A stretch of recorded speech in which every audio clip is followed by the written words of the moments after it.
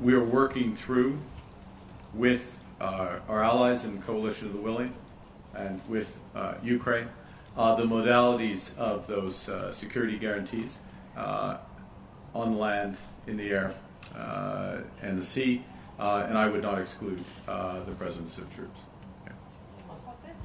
Bringing in troops, like peacekeeping troops. There's a reason that NATO recognizes member states' investments in Ukraine as defense, Ukraine's defense as critical investments in our collective defense as NATO members. Because if Russia's aggression goes unchallenged, it will not stop here. Prime Minister Carney, you've mentioned that Vladimir Putin is not really to be trusted. In parallel, we're investing today $2 billion in new military assistance for Ukraine.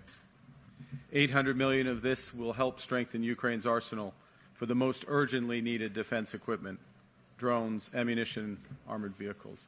And we had a discussion today about specifying and targeting that assistance where it will have the greatest impact, and we will do so.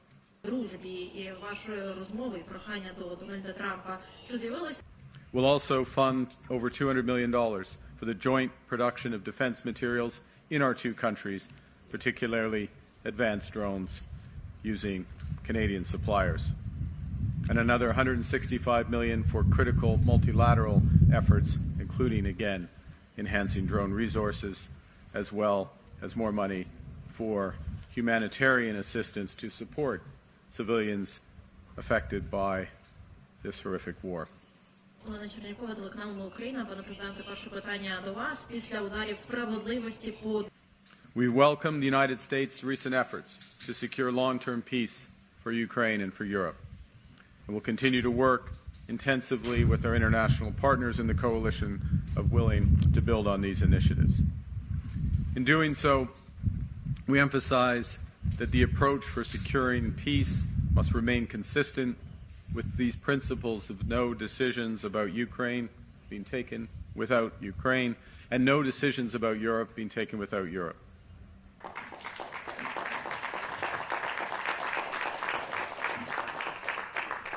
It is not, in Canada's judgment, it is not realistic that the only security guarantee could be the strength of the Ukrainian armed forces in the medium term.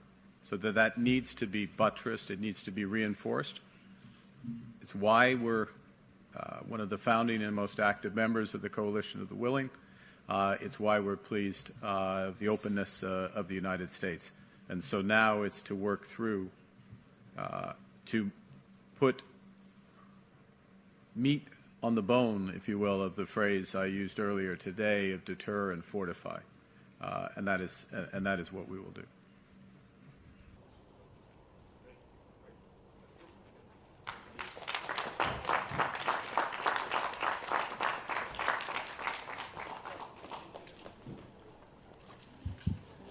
Шановні колеги, коротке оголошення, ембарго до 15:30.